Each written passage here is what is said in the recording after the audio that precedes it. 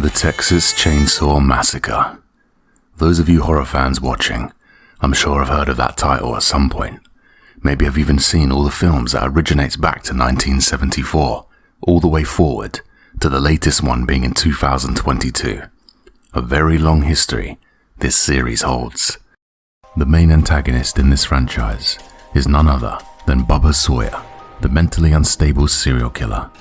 You know, the one with messy long hair, very tall, sometimes wears a suit, sometimes an apron, and we can't forget about that huge chainsaw he carries around while chasing his victims.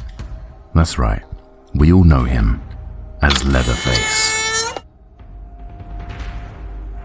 The Texas Chainsaw Massacre wasn't just based on someone's imagination, rather it is from a real-life person, serial killer Ed Gein, who was known as the Butcher of Plainfield. Several residents in Plainfield went missing over the years with no explanation, and Gein was found guilty for their deaths. Having to investigate his home, authorities would find organs stored in jars, and masks that were made from human skin, candles made out of skulls, and many more deranged things. The character is known as unstable and engages in murder and cannibalism alongside his family, but not much is known about Leatherface's past, as well as what he did before he became a mass murderer. Gunnar Hansen, who portrayed the character in the original 1974 film, sees Leatherface as completely under the control of his family. He'll do whatever they tell him to do. He's a little bit afraid of them. In the documentary The Shocking Truth, Toby Hooper portrays Leatherface as a big baby who kills in self-defense because he feels threatened and shows fear when new people enter his home. I guess everyone has their own opinions. Throughout the whole franchise, Leatherface doesn't just wear one mask. He actually switches between several, depending on the scene. Apparently they were the only way he could express himself, being that he doesn't speak, only makes loud grunting noises or screaming. It's no secret that Leatherface's birth was pretty intense. You're not born to be a monster or a criminal, and neither was Leatherface. It was his unfortunate upbringing that made him this way. According to the 2006 film, The Texas Chainsaw Massacre at the beginning, a woman by the name of Sloane was pregnant with a child, though she was unknown to the child's condition. One day she was working at the slaughterhouse, her water broke, and asked if she could take a quick break, but the boss man denied it.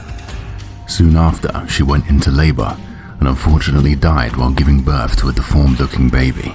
The boss obviously was a terrible person, so instead of doing the right thing and taking the baby to a hospital, he dumped it in the bin like a piece of trash. The baby was then found by a woman called Luda Mae Hewitt.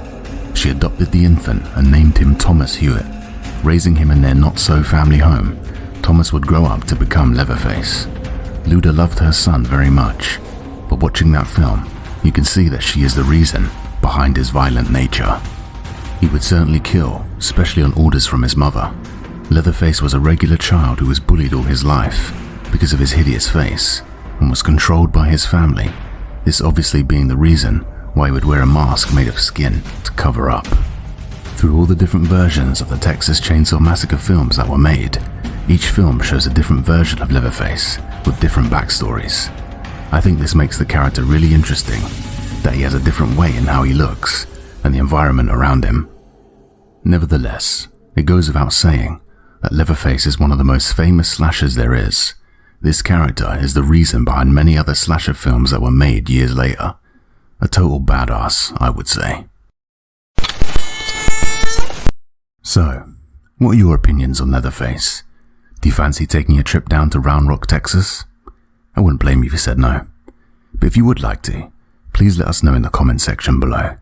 And if you did enjoy this video, don't forget to show some love. And please like and subscribe. And as always, I will see you all in the next video.